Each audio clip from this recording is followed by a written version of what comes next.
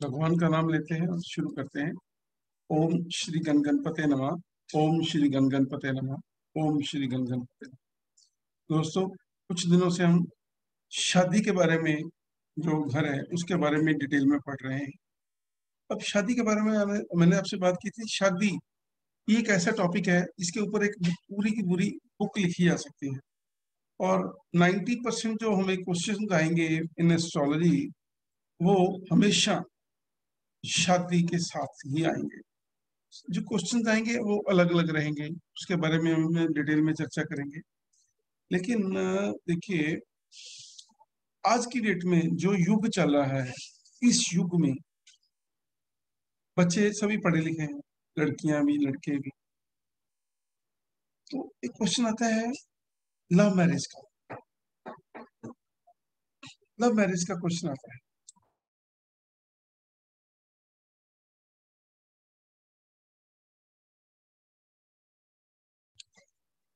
Question आता है love marriage का। जितनी भी लड़कियां लड़के क्वेश्चन पूछने आते हैं, क्योंकि पढ़ जाते हैं, कोई पीएचडी कर रहा है, कोई मास्टर डिग्री कर रहा है, यूनिवर्सिटीज में है, मेडिकल कॉलेजेस में है, इंजीनियरिंग कॉलेजेस में है, तो 4 4 5 5 6 6 साल इकट्ठे पढ़ते हैं। तो जब भी ये बच्चे फिर मैच्योर भी हो जाते हैं, और इनको एक एज ऐसी होती है कि इसमें अट्रैक्शन भी होती है। तो लव मैरिज का आज की डेट में बहुत ही ज्यादा क्वेश्चन आता है।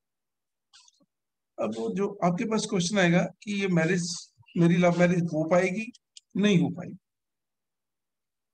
तो वो कैसे देखना है, ये हमेशा एक इम्पॉर्टेंट रहेगा जो है एस्ट्रोलॉजी में। वो कैसे देखना है, हमने कैसे बताना है कि आपकी लव मैरिज होगी या नहीं होगी। अब लव मैरिज ना होने की भी कुछ वजह होती है। एक वजह होती है कि with the passage of time, जब बच्चे अलग अलग निकल जाते हैं, नौकरियां करनी शुरू कर देते हैं, तो उनकी अट्रैक्शन या अटैचमेंट कहीं पे और हो जाती है। 5 4 साल इकट्ठे रहते हैं तो अट्रैक्शन होती है, जब अलग अलग हो जाते हैं तो फिर चेंज हो जाती है बात।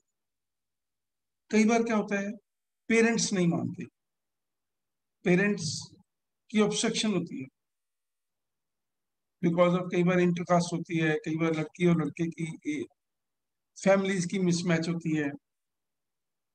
कई बार क्या होता है कि वो कास्ट का होता है, कुछ भी प्रॉब्लम आ जाए,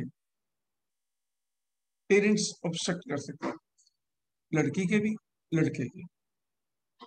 समटाइम्स क्या होता है कि लड़की जो है उसको बेटर चॉइस मिल जाती है, तो वो लड़के को अवॉइड करती है। और कई बार लड़के को बेटर चॉइस मिल जाती है तो वो अवॉइड करता है। या आपस में क्या होता है, टेलीफोन के ऊपर लड़ाई झगड़ा हो जाता है, तो बाद में शादी नहीं होती। कुछ भी प्रॉब्लम हो सकती है। वो हमने एस्ट्रोलॉजिकली उसको कैसे देखा, उसके बारे में हम आज चर्चा करेंगे। देखिए, हम सभी ने पढ़ा है थर्ड हाउस। थर्ड हाउस जो होता है वो होता है यारी दोस्ती का, मित्रों का, दोस्तों का, थर्ड हाउस। और फिफ्थ हाउस हमने पढ़ा है लव अफेयर्स का। फिफ्थ हाउस से लव अफेयर्स देखते हैं। और सेवंथ हाउस शादी का। Third house, fifth house, seventh house. और जो 11th हाउस है जो हमने अभी पढ़ना है, वो है लाभ स्थान। फायदा होगा, नहीं होगा। सो ये 4 घरों की इन्वॉल्वमेंट हम हमेशा देखते हैं कुंडली में। इसके बेसिस के ऊपर हम डिसाइड करते हैं कि ये लव मैरिज होगी, ये लव मैरिज नहीं होगी, या लव मैरिज में ऑब्स्ट्रक्शंस आएंगी पेरेंट्स की वजह से, लड़की की वजह से, लड़के की वजह से। देखिए, पुराने जमाने में भी ये चीजें होती थी। इसको हम गंधर्व विवाह के नाम से जानते हैं। किसी राजा को लड़की अच्छी लगी, पसंद आ गई अट्रैक्शन की वजह से, या लड़की को अच्छा लड़का लगा अट्रैक्शन की वजह से, तो लव मैरिज होगी। उसमें वो कास्ट, क्रीड, एजुकेशन कुछ भी नहीं देखा जाता, एज, इन चीजों को। जब लव मैरिज होती है उसमें कहीं पे भी मान्यता नहीं दी जाती है। उसमें सिर्फ एक ही होता है कि लड़की लड़के को पसंद करती है और लड़का लड़की को पसंद करता है। उसी के बेसिस के ऊपर ही एकदम ही इंस्टेंट अट्रैक्शन हुई। और कई बार पावर आदमी के पास है, लड़की वाले के घर उन्होंने मैसेज भेज देते थे कि हमें ये लड़की पसंद है, हमने शादी करनी है। वो एक तरफा प्यार भी होता था।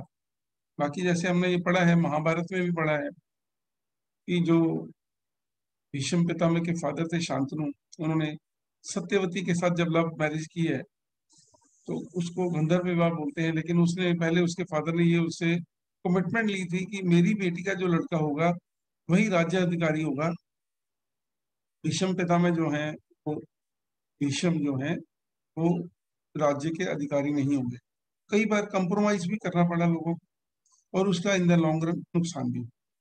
आज हम लव मैरिज, गंधर्व विवाह के बारे में बात करेंगे। कुछ कॉम्बिनेशन ऐसे होते हैं हॉरोस्कोप में, उसके बेसिस के ऊपर हम लव मैरिज को हाँ या ना करते हैं। उसमें देखिए, seventh house is the significator of marriage.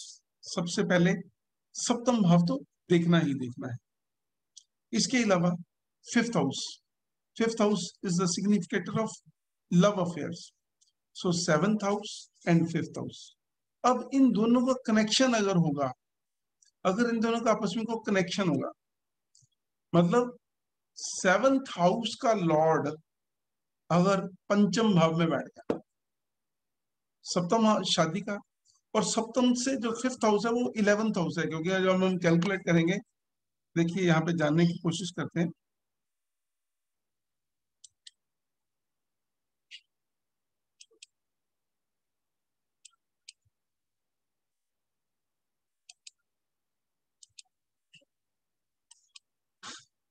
कोई भी होरोस्कोप एक निकाल लेते हैं, उसमें हमने देखना है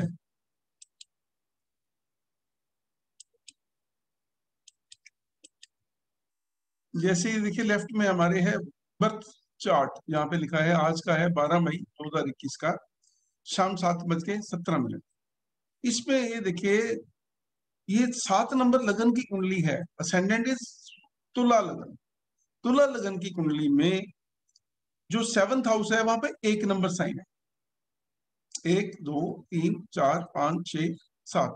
अभी तक हम 7 भावों के बारे में पढ़ चुके हैं या पढ़ रहे हैं। तो सेवंथ हाउस में 1 नंबर साइन। अब जो सेवंथ हाउस है वो शादी के लिए हम देखते हैं। और दूसरा, सेवंथ हाउस से 11th हाउस, एक ये है थर्ड हाउस। ये फिफ्थ हाउस जो है सेवंथ से 11th है। यहां से कैलकुलेट करेंगे तो 1 2 3 4 5 6 7 8 9 10 11। ये जो है seventh 11th house, 11th house होता है लाभ स्थान। 7 से 11th है fifth house. So fifth house Lord seventh में बैठ जाए, जब सेवंथ हाउस लॉर्ड फिफ्थ में बैठ जाए, तो दूसरा कॉम्बिनेशन क्या होता है, सेवंथ लॉर्ड अगर फिफ्थ लॉर्ड के साथ हो। मान लो यहाँ पे 5वें घर का मालिक जो है, कोई भी प्लेनेट है, जैसे जब भी नंबर बदलेगा तो मालिक बदल जाएगा। 5वें घर का मालिक और 7वें घर का मालिक दोनों अगर इकट्ठे होकर बैठ जाएं, पंचम में बैठ जाएं, सप्तम में बैठ जाएं, नवम में बैठ जाएं, 11th में बैठ जाएं या थर्ड में बैठ जाएं, तो वो क्या होगा, शादी जो है लव मैरिज होगी। सो सेवंथ लॉर्ड अगर फिफ्थ लॉर्ड के साथ 3 में, 5 में, 7 में, 11 में, इवन 12 में बैठ जाए तो लव मैरिज है। सो फिर रिपीट करता हूं, seventh house lord and fifth house Lord अगर दोनों इकट्ठे होके सेवंथ लॉर्ड थर्ड में फिफ्थ में बैठ जाए, या फिफ्थ लॉर्ड सेवंथ में बैठ जाए, पहली बात ये दोनों कॉम्बिनेशन बहुत बढ़िया है। इसके अलावा fifth Lord and seventh Lord इकट्ठे हों, कहां पे, तीसरे में, 5वें में, 7वें में। तीसरा यार दोस्तों का, 5वां लव अफेयर्स का, 7वां मैरिज का, 9वां भाग्यस्थान का, और 12वां घर भी बेडरूम का। इन घरों में अगर बैठ जाएंगे तो लव मैरिज के चांसेस रहेंगे। दूसरा, if fifth house Lord has any connection with seventh house और इट्स लॉर्ड, अकेला ये नहीं है, हाउस की बात नहीं करेंगे, लॉर्ड की भी बात करेंगे। मान लो fifth house lord and seventh house lord दोनों इकट्ठे होके एक दूसरे के साथ कनेक्शन बनाते हैं, जैसे देख लेते हैं एक दूसरे को, यहाँ इकट्ठे बैठ जाते हैं, तो फिर भी ये लव मैरिज होगी। इसके अलावा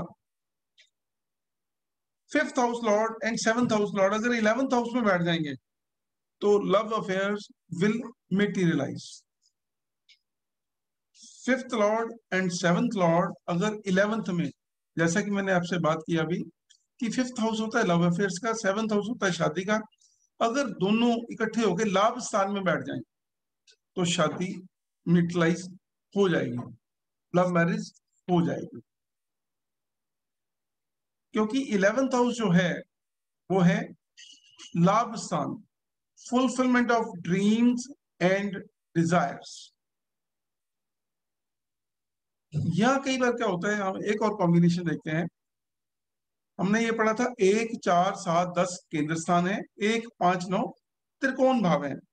अगर आपस में पंचम भाव फिफ्थ हाउस लॉर्ड और सप्तम हाउस लॉर्ड आपस में एक 4 पोजीशन में बैठ जाएं, एक 7 पोजीशन में बैठ जाएं, एक 10 पोजीशन में बैठ जाए, मतलब आपस में केंद्र में, जब मान लो यहाँ पे केंद्र में या त्रिकोण में बैठ जाएं, एक 5 9 पोजीशन में बैठ जाएं या एक 4 7 10 पोजीशन में बैठ जाएं, तो फिर भी लव मैरिज हो जाती है। अब इसमें दो चीजें हैं, जुपिटर एंड सैटर्न का बहुत रोल रहता है, वो भी आगे जाके जानेंगे कैसे। एक और कॉम्बिनेशन है फिफ्थ हाउस लॉर्ड अगर 11वें घर में बैठ जाए, ये लव अफेयर्स का मालिक 11th हाउस में बैठ जाए, लाभ स्थान में बैठ जाए, और सेवंथ हाउस लॉर्ड, यहाँ पे सेवंथ हाउस का जो लॉर्ड है वो थर्ड में, फिफ्थ में या 12th में बैठ जाए। Seventh Lord in third, fifth और 12th में बैठ जाए तो फिर भी लव मैरिज। देखिए ये हमें लगता है कॉम्प्लिकेटेड हो गया है, क्योंकि ये जब हम नोट करेंगे या धीरे धीरे इसमें प्रैक्टिस करेंगे तो समझ आ जाएगी। बेसिकली है क्या, third fifth seventh 11th and 12th, ये घरों को देखना है जब भी हमने लव मैरिज को देखना है। अगर फिफ्थ लॉर्ड, पांचवें घर का मालिक, छठे में आ गया, फिफ्थ लॉर्ड मान लो यहाँ पे 11 नंबर साइन है, इसका मालिक शनि है, शनि अगर सिक्स्थ में चला जाए, एट्थ में चला जाए या 12th में चला जाए तो लव मैरिज नहीं होती। पंचम भाव का मालिक केंद्र त्रिकोण में आ गया तो ठीक है, सप्तम भाव को देख गया, सप्तम भाव के साथ बैठ गया तो ठीक है, सप्तम हाउस के लॉर्ड को देख गया तो ठीक है, लेकिन अगर वही पंचम भाव का मालिक छठे में, आठवें में या 12वें में चला गया तो लव मैरिज नहीं होगी, लव मैरिज नहीं होगी। उसमें फिर देखिए हमने क्या करना है,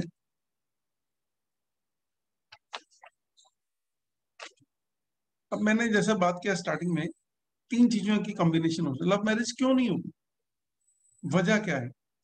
या तो लड़की भाग गई, लड़की ने खुद ही अपने रिलेशंस ब्रेक कर लिए, या लड़के ने कर लिए, तो यह पेरेंट्स की ऑब्स्ट्रक्शन आई, तो वो हम कहां से देखेंगे। अगर fifth house Lord has any connection with sixth house, sixth house, fifth Lord in six में चला जाए, ये जैसे फिफ्थ हाउस लॉर्ड अगर सिक्स में चला जाए, या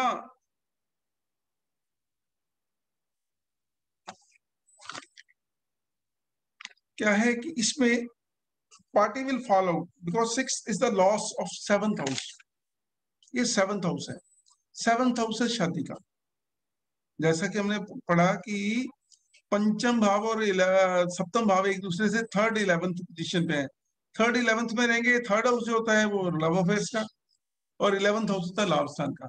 लेकिन सेवंथ लॉर्ड या सेवंथ हाउस से 12th में कौन चला गया, लव अफेयर का मालिक छठे घर में चला गया, और छठा घर जो है वो सेवंथ हाउस का 12th हाउस है, तो इसमें क्या होगा, the party will fall out, लड़का जो है वो खुद ही अपने रिलेशन ब्रेक कर देगा, लव मैरिज नहीं होगी।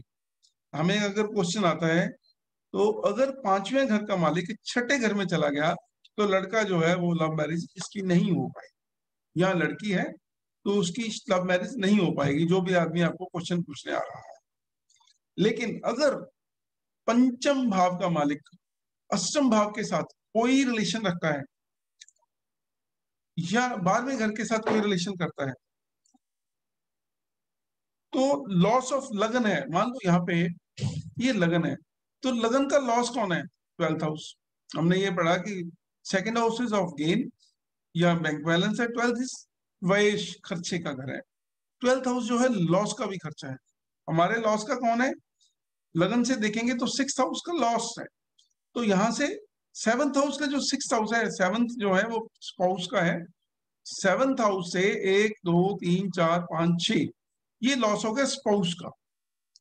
सो 7th से 6 होगा तो 12th हाउस हो जाएगा। लगन से 6 होगा तो लॉस, दोनों तरफ लॉस का घर है। सो इस केस में native will himself fall out because of the loss.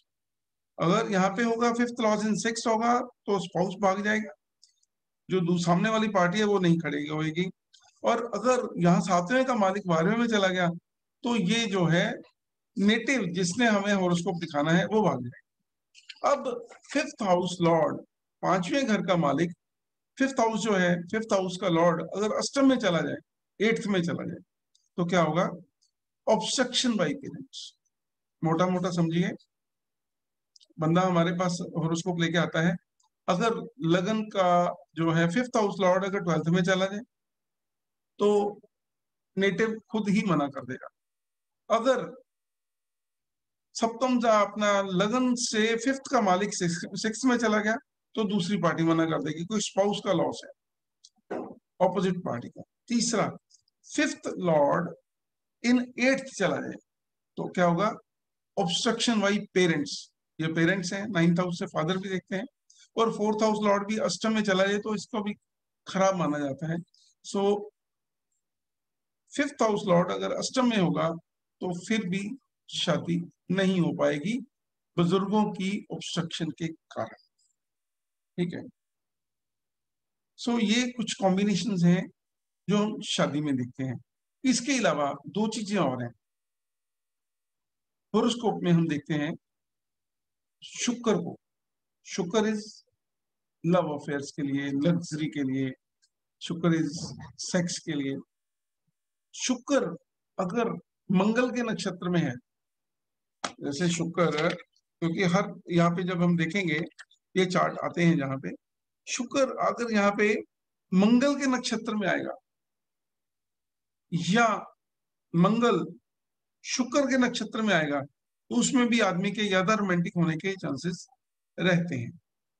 शादी होगी लव मैरिज के नहीं होगी वो अलग बात है, लेकिन मंगल शुक्र के नक्षत्र में हो और शुक्र मंगल के नक्षत्र में हो तो आदमी रोमांटिक जरूर होता है और उसकी कहीं ना कहीं अफेयर होने के भी चांसेस होते हैं।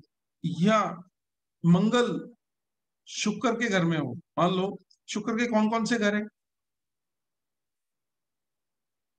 शुक्र की कौन कौन सी राशियां हैं? दूसरा और सातवां। हाँ, 2nd house and 7th house, या 2 नंबर राशि और 7 नंबर राशि, ये शुक्र की राशियां हैं। अगर उसमें मंगल पड़ गया तो आदमी रोमांटिक होगा। उसी तरह मंगल के कौन कौन से घर हैं? 1 नंबर और 8 नंबर।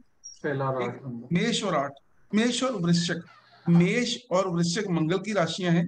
वहां पे शुक्र आ जाए तो मंगल के घर में शुक्र या शुक्र के घर में मंगल, पहला एक कॉम्बिनेशन। दूसरा, मंगल के नक्षत्र में शुक्र या शुक्र के नक्षत्र में मंगल, ये 2 कॉम्बिनेशन हो गए। इन चीजों को हमने देखना है। इसके अलावा 3 5 7 3 5 7 11 और 12 ये घर हम नॉर्मली देखते हैं। इसके बाद एक और चीज है, अब ये love marriage with the consent of parents हो पाएगी या लड़ाई झगड़े से होगी, ये भी एक आता है। क्योंकि कई बार होता है बच्चा कहता है मम्मी मेरे को ये लड़की पसंद है, या लड़की बोलती है पापा मेरे को ये लड़का पसंद है तो मैं इससे शादी करना चाहती हूँ। तो वो इन्वॉल्वमेंट हो जाती है पेरेंट्स की। जो पेरेंट्स की इन्वॉल्वमेंट होती है तो उसमें जुपिटर इन्वॉल्व हो जाता है। कई बार होता है लव अफेयर्स आदमी के जो है ना वो पब्लिकली दिखते नहीं है लोगों को, क्योंकि जुपिटर है पर्दा, पर्दा पर मतलब बुजुर्ग कहते हैं हमने लड़की अच्छी लगी हमने शादी कर ली, या लड़का अच्छा लगा शादी कर ली, वो डिस्क्लोज नहीं होने देते लोगों में। बच्चे अपने माँ बाप से बात करते हैं और वो उसकी शादी करवा देते हैं। अगर जुपिटर की इन्वॉल्वमेंट है, जुपिटर पंचम भाव को देख जाए, सप्तम भाव को देख जाए, तो उसमें मतलब नेटल चार्ट में देखना है, गोचर की मैं बात नहीं कर रहा। पंचम भाव में यहाँ पे इसको देख ले, जुपिटर कैसे देखेगा, या तो अपनी 5वीं दृष्टि से या 7वीं दृष्टि से या 9वीं दृष्टि से। उसी तरह किस घर को देखेगा 5वीं दृष्टि से? 5th हाउस को या 7th हाउस को या लगन को, तो उस केस में आदमी जो है वो, उसके लव अफेयर्स होते जरूर हैं लेकिन वो पकड़े नहीं जाते या उसके ऊपर पर्दा पड़ा रहता है। बुजुर्ग क्या करते हैं, बच्चा जैसा मर्जी हो, वो अपने बच्चों के ऊपर हमेशा वो क्या करेंगे, कवर दे देंगे, उसको प्रोटेक्ट करेंगे। दूसरी बात होती है समटाइम्स शनि अगर दे गया, शनि जो है वो शनि दंड नायक है। शनि आदमी को सियाना बनाता है, बुद्धिमान बनाता है। शनि अगर दे गया तो फिर क्या करता है आदमी, डिस्पाइट ऑफ बीइंग रोमांटिक, वो लव अफेयर्स में इन्वॉल्व नहीं होता। ठीक है, मतलब ओपनली पब्लिकली अनाउंस नहीं करता या इन्वॉल्व नहीं होता, सेट हो जाता है धीरे धीरे। शनि की इन्वॉल्वमेंट होगी तो आदमी लव मैरिज नहीं करेगा। अगर बृहस्पति की इन्वॉल्वमेंट होगी तो पेरेंट्स की इन्वॉल्वमेंट के साथ वो लव अफेयर मिटलाइज हो जाएगा। और इसके अलावा देखिए, वो अरेंज्ड नहीं, लव मैरिज जो है वो सक्सेसफुल रहेगी या नहीं रहेगी वो सेकंड कंडीशन है। लेकिन ये फर्स्ट जो है, ये कॉम्बिनेशंस में हम देखते हैं कि जो लव मैरिज है वो उसके लिए हम आदमी को बोल सकते हैं। कोई अभी तक किसी को कोई क्वेरी है या कोई क्वेश्चन है या कोई ऐसा होरोस्कोप आप लोगों के पास है जिसमें लव मैरिज है, तो हम उसको डिस्कस कर सकते हैं। ठीक है, ये एक ऐसा टॉपिक है तो छोटा है लेकिन ये बहुत इंपॉर्टेंट है, और ये बार बार आप लोगों को ये क्वेश्चन आएगा ही आएगा। सो 5th लॉर्ड इन 6th, 8th और 12th, 7th लॉर्ड इन 3rd, 5th, 11th और 12th, ये जो चीजें में मंगल शुक्र के नक्षत्र में, शुक्र मंगल के नक्षत्र में, मंगल शुक्र की राशि में, शुक्र मंगल की राशि में, या मंगल शुक्र इकट्ठे, आस्पेक्टेड बाय जुपिटर और आस्पेक्टेड बाय सैटर्न। सो अलग अलग ये चीजें रहेंगी। अब हम दूसरा टॉपिक डिस्कस करेंगे कि नो मैरिज। देखिए, कई बार डिलेड मैरिज के बारे में आज बात करते हैं। कोई अभी तक आप किसी के कोई क्वेश्चन है तो आप पूछ सकते हैं।